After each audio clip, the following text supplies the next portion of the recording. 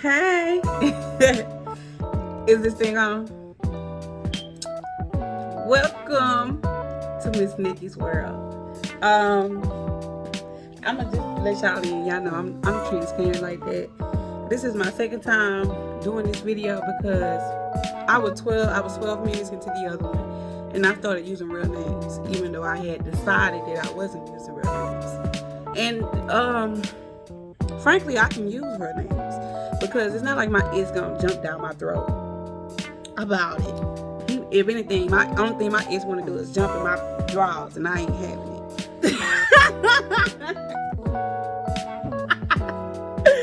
I mean, ain't no good. Lord bless his heart, bless his heart. But yeah, this is a story. If you didn't know, this is story time today, y'all. We having story time, and yeah, the thing I'm sipping today is a mimosa, but we're gonna call this a mimosa with a kick to it because I have some birdie, raspberry flavor sparkling wine, and I also have just a twinge of Casamigos. It's good, and I've been sipping while I've been recording. But hey, I got y'all.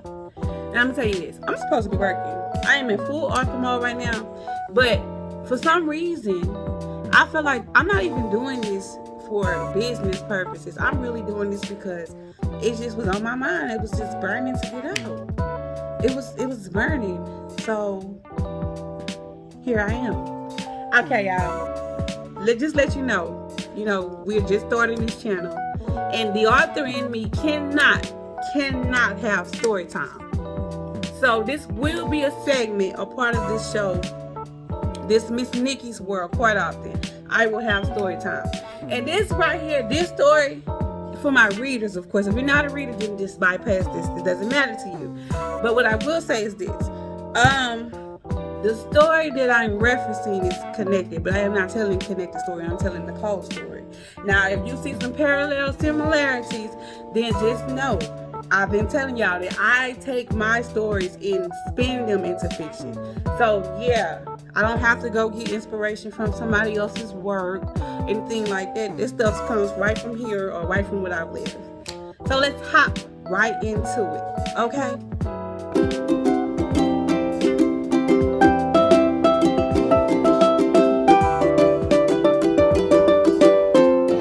Happy birthday to me, huh? Breathe 37.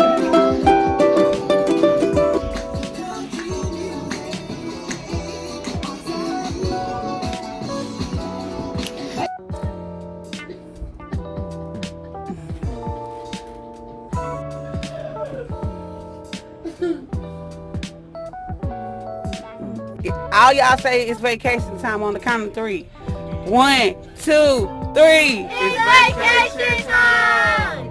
Yeah!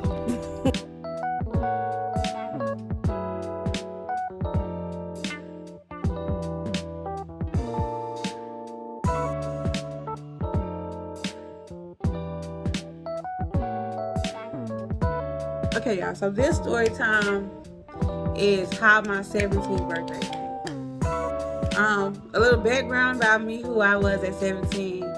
I've always kind of was I in the gifted classes then, or had I unenrolled myself? But I was in a magnet program, so I wasn't even going to my zone school. Your girl was smart growing up. Always been smart. But yeah, I was 17. It was my birthday, and I started to ask my mama, could I stay home for my birthday? But I was like, no, because if I stay home, then that means I'm in a controlled environment. She knows I'm home. She can dictate what I can and can't do. So I would just rather her think that I'm at school so I can do as I please, kind of you know what I'm saying? So for my birthday, at the time, I ain't gonna lie, I was the type, I wore units. I was the only child. I wore units. So I wasn't the type of person Well, your mama went and bought you the new Nautica, the new Hilfiger, the new Ralph Lauren. If I was gonna have on Ralph Lauren, then you were gonna see me with Ralph Lauren from head to toe. If I was gonna have on Hilfiger, I was gonna have on Hilfiger from head to toe. You know what I'm saying? Even when we had like a dress code, we kind of like had to wear collar shirts and shit at Cashmere. But yeah, I was still it was gonna have to be designer for me to wear.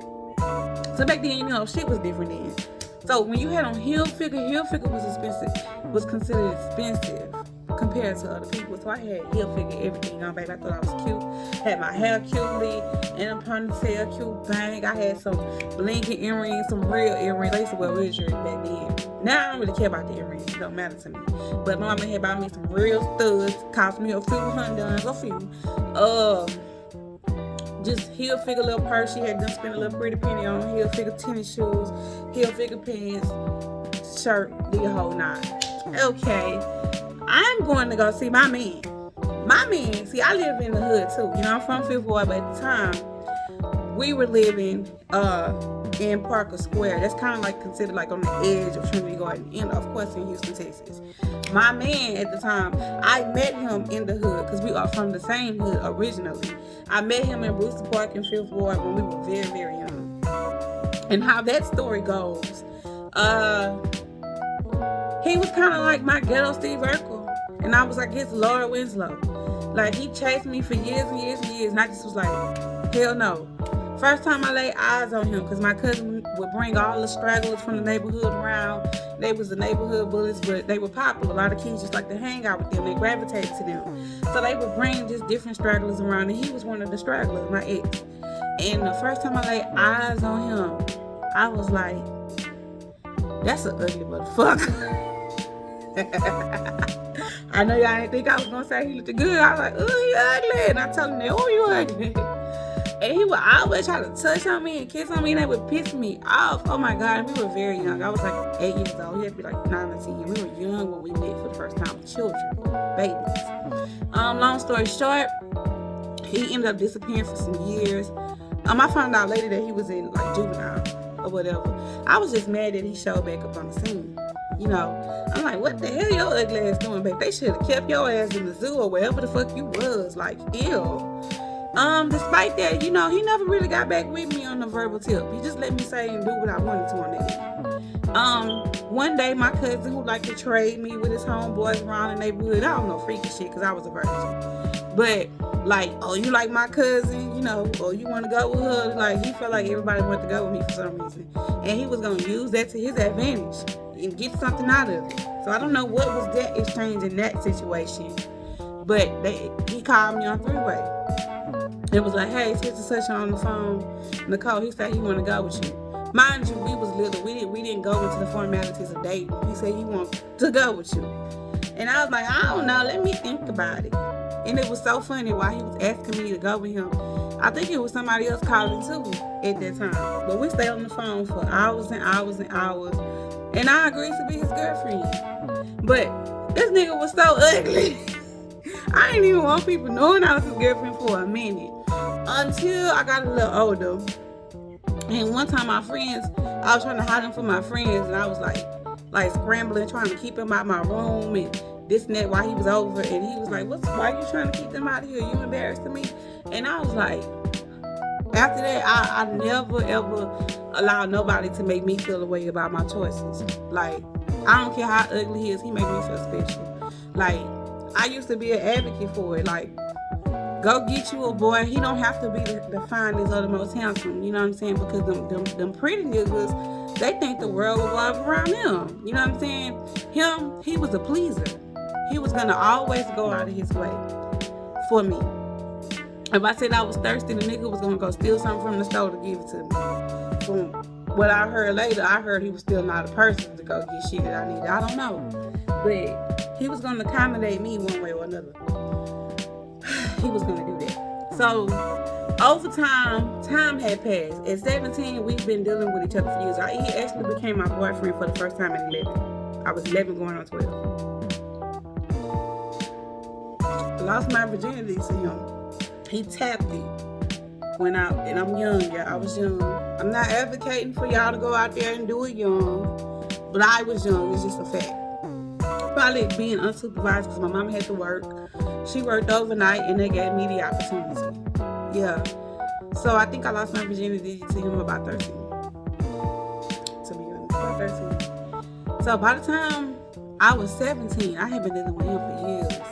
Had been knowing him for even longer. That was my nigga. Okay, y'all, so I'm gonna tell you this. My nigga couldn't stay out of jail though.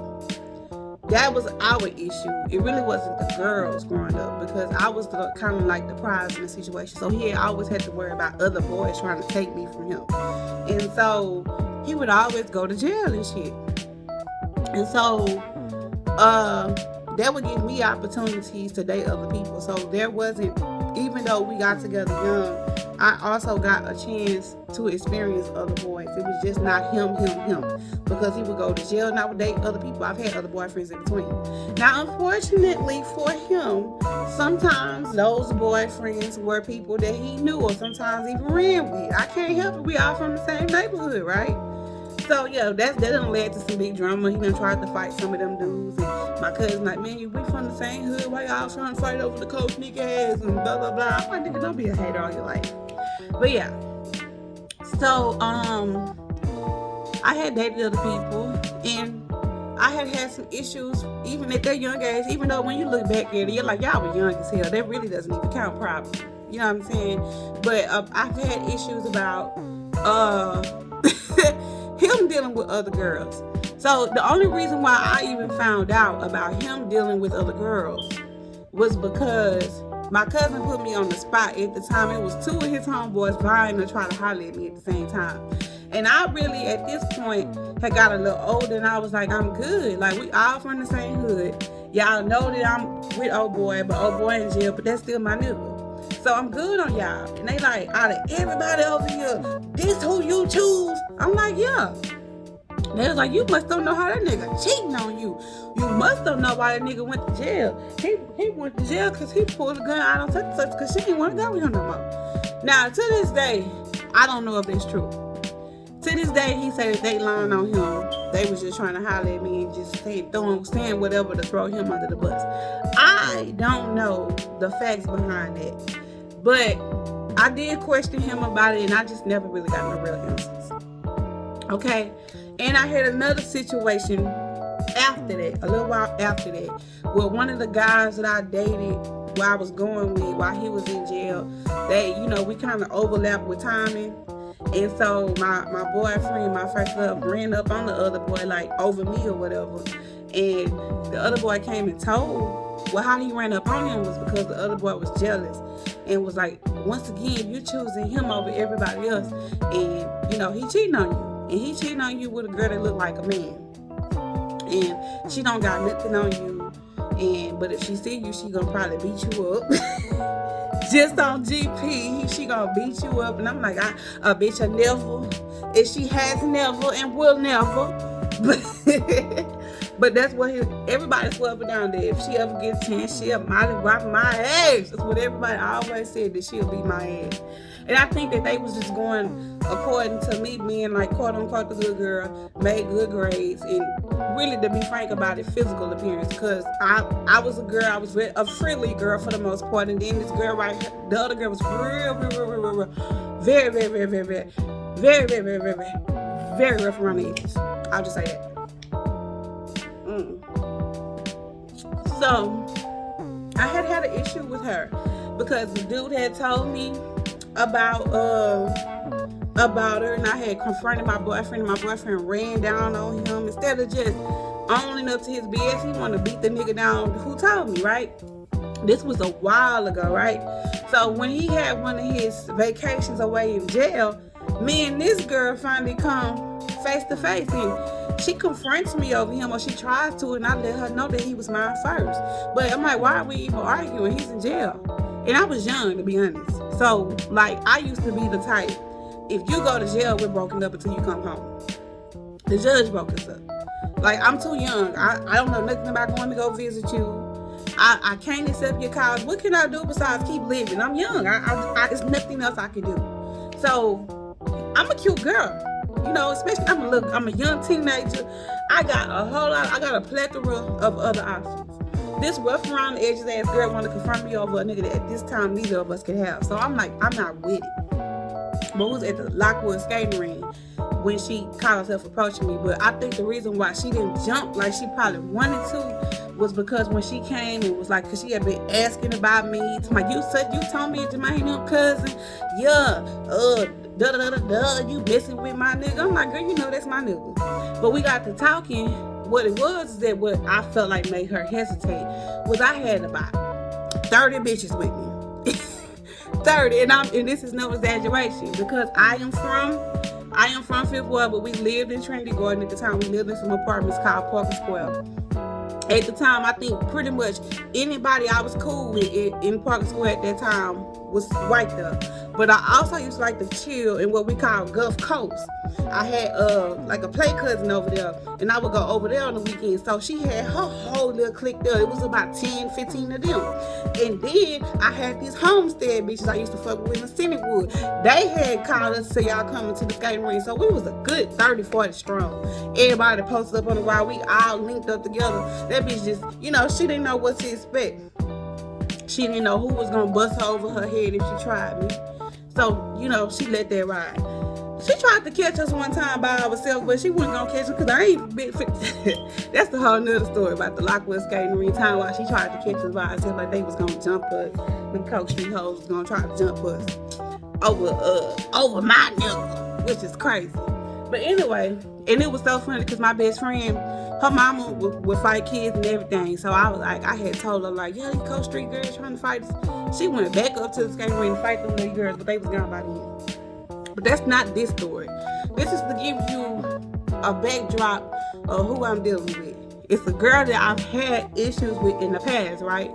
And at this time, at this juncture in my relationship at 17, my boyfriend is 19, she hasn't been an issue. He done started getting him a little change. He be calling himself hustling. He come over there to my mama's house to give me what he can. He's on the phone with me 24/7. That's my nigga, right? But mind you, I'm 17, so my freedom has its limitations. I can't go lay up over there at his mama's house. I gotta go to school. My mama wasn't having it. I did have a mama who cared. So, I skip school and I pop up over there. I don't call first or anything because I intentionally pop up over there. So my best friend with it, because to be honest, she was already a dropout. She wasn't even in school. Along the way, we run into this girl she know from 790, which is at Acres Home. And the girl seemed like she a little off, but they say the girl was kin to one of their ex-boyfriends or something like that. And the girl seemed like she was real though. She was crazy as hell, I'm gonna say the girl was. But she was like, where y'all going? We like, oh, we finna go over here catch this 11 over here to Coke Street. She was like, oh, shit, I ain't got nothing else to do. Shit, I'm finna go with y'all. We like, shit, bet, tag along. I don't know her like that, but whatever, I don't care.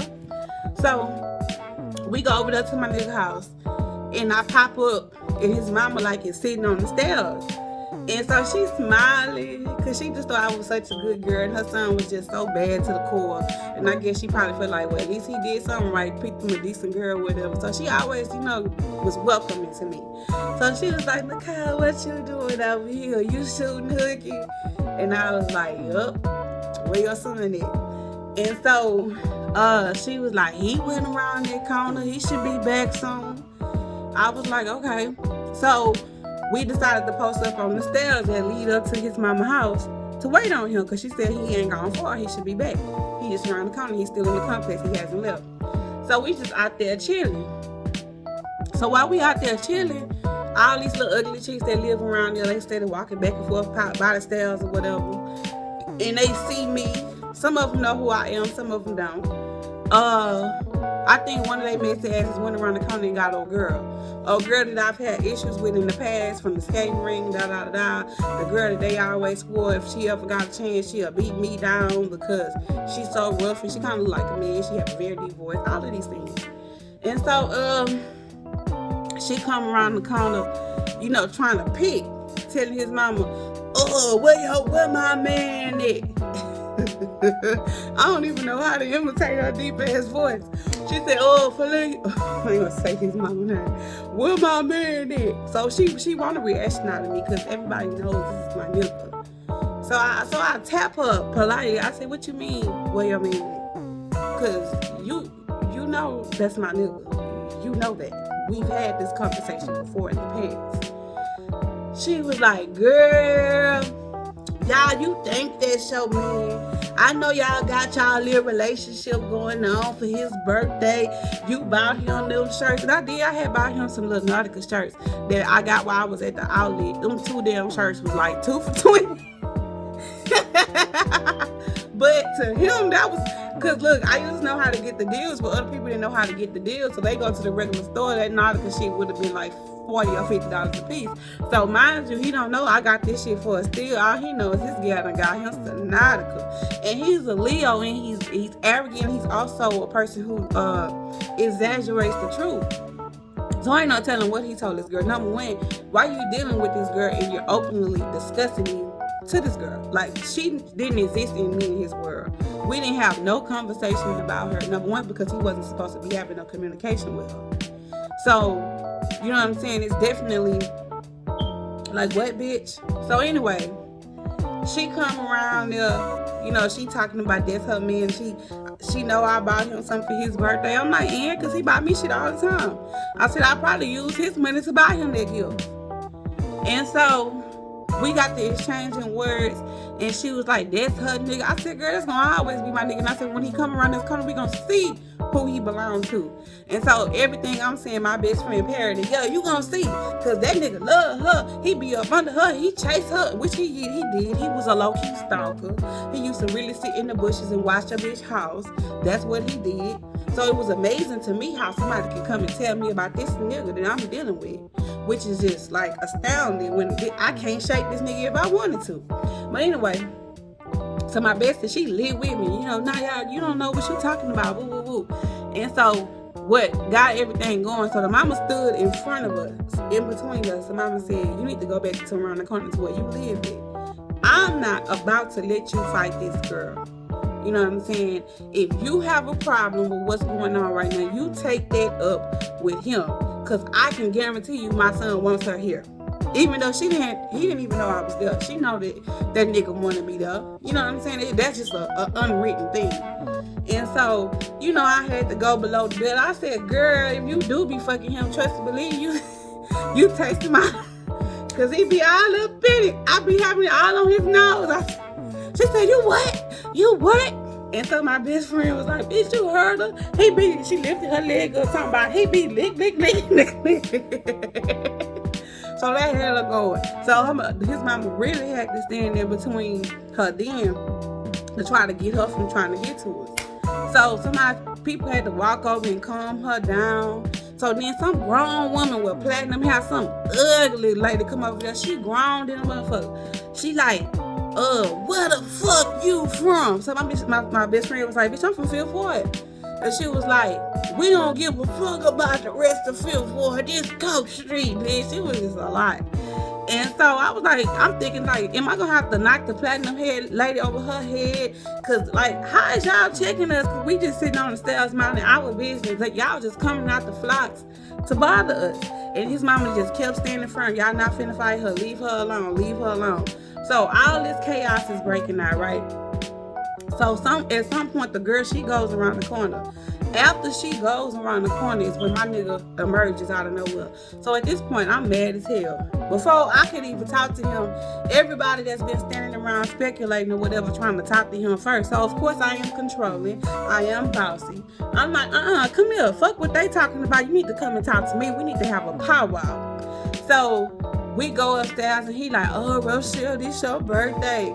Girl, I was just about to come over to your house. And I believe him because he was very sweet in that manner. I was going to do this for you and do that for you. I wasn't expecting for you to pop up over here. I said, I needed to pop up over here because what the fuck you got going on? Oh, you know her ugly ass be tripping. I don't even know why you letting her make you mad. You a person like her shouldn't even be able to upset you. I'm like, it's not even about her. It's about the fact that you're doing shit behind my back. But you sit outside my motherfucking mama house, be ready to kill me, pull a gun on me. If you think I'm with another nigga, like, are you serious right now? So we going back and forth. So I hear a loud commotion outside or whatever. And I go, look, he trying to stop me. He started trying to distract me. I go, look, it's old girl. She done came back. but she done came back with a 2x4. So his mama is standing on the stairs trying to block old girl from coming up the stairs with this big ass 2x4. And she like, B, she's calling his mama out her name. B, you wrong, B. I was just up there last night. I was just up there last night. That's how you gonna do me. You got this. Everybody want to switch up when that bitch come up here. So I'm looking at him. I said, so you finna just let her clown like this? You finna let her talk to your mama? You finna let her come at me like this? This is what you finna do? Or you finna stand here? I said, you need to go handle it. And so, mind you, I ain't said I was gonna handle nothing. Because they had already put it out there. The energy was already out there. If I swing, they all finna jump out our ass. Because we wasn't out of bounds. We wasn't in our hood. You know, and I didn't know necessarily how fast any of my people was gonna be able to get to me. Now I started noticing a few people that were from Brewster Park, and they was Chico so-called claim. I was letting them know she got a family and they don't play. I'm like, girl, please, you was right down there with them hoes in that crowd while them hoes was telling me to come downstairs. I come to stand out there while after I done seen him out there to deal with her. All the hoes that hang out with the man looking girl is like standing outside around the stairs, surrounding the stairs like some vultures, like some sharks or whatever. Like, come downstairs. Like, they just wanted me so bad. I ain't never did nothing to these hoes. They wanted me bad though. So I'm like, fuck y'all. Go handle that, baby. So I told him to go meet the girl on the stairs. And he said he told her she a pit bull, told her to get her pit bull looking ass off them stairs and get the fuck away from his mama house with that bullshit. So she like, oh, you think it's funny with your ugly ass? So she pop, bust him in the head, spit flew out his mouth, his cap flew back. So I was like, I know you ain't finna let that hoe do you like that. I said, get her. He grabbed that hoe, put that hoe in the headlock, and was beating her like she was he was a nigga off the street. He was bloop, bloop, bloop. And all I was just doing was just standing there, get her. And her homegirls was so motherfucking mad. They was so motherfucking mad. They was like, yeah, bitch, you come downstairs, you telling him to get her. I said, and I am. I might didn't say I am back then, I don't know, but it was something to that nature. I'm like, and yeah, I told him. So yeah, so they was mad. They was all like, so one of the homegirls was literally crying because they had to jump on his back trying to get him off of her. And they was crying, you wrong for that. You wrong. And I said, no, he ain't. I said, get her again. They was like, we want you to come down the stairs. I said, I ain't coming no motherfucking well. Man, shit got so hectic. I'm gonna tell you how the police ended up getting called. He felt like they was gonna call the police on him because he had done beat her ass, but she deserved it. She hit him first, and she was thinking like she was gonna hit me with a 2x4. She just deserved it. So he go in there, and I think he went and grabbed his heat. I'm gonna say his heat. So in case they have to come searching for him, go in his mama house, and he won't leave nothing behind. So he took his heat with him.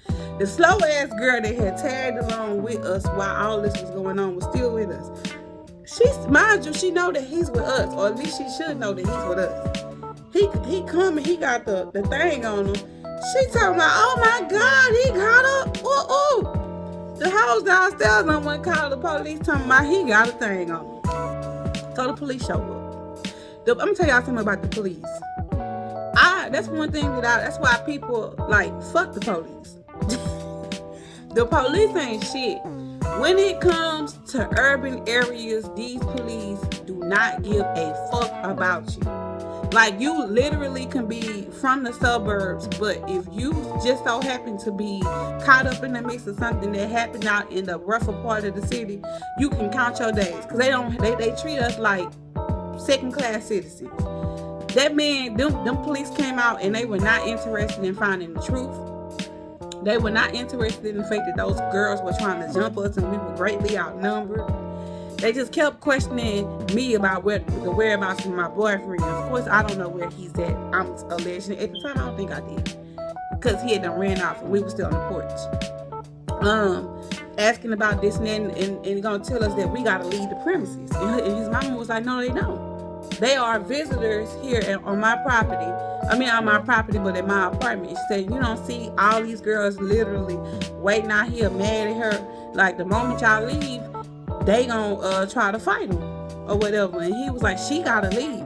She was like, you can't make my company leave. He was like, I'll get you evicted. I'll take you to jail. Your kids are being foster care. She has to leave. It was weird. Like, even though I had a mouth on me, I literally hadn't done anything to warrant me having to leave the premises because some girls that lived over there wanted to fight me over a nigga. It made earthly no sense that I would be the person out of all of the equation that has to leave. And he was just basically telling me I need to walk off and leave. And mind you, we caught the bus. So the mama, she I ain't gonna lie, she stood firm on it. Y'all, you not finna make her walk to no bus or none of that. Now, this is the part that was so damn embarrassing. So, as a compromise, we had to get in a motherfucking police cruiser. And the goddamn police cruiser took us to a local transit center that was away from the apartment complex. And we was over there at the transit center probably 5 or 10 minutes, and then my nigga pulled up and got us, came pick us up, of course. And he was just asking us what we told the police. And I was like, I lied to the police, said I didn't know. I said, the little slow ass girl right there told the motherfucking police that you had that thing. I'm like, he ain't have shit, because fuck her, I'm riding with my nigga. And it was wild because we went to my mom's house and we just pretended like none of that shit happened. And we did the dude and did whatever. And what's so ironic about it, the next day he ended up in jail once again. All of that bullshit. But hey, I dealt with it for years after that. A lot of BS. But that's the story of how my 17th birthday went. I know I'm long-winded. I have more stories to tell. And once again, thank y'all for coming to Miss Nikki's World. And I'll see you soon.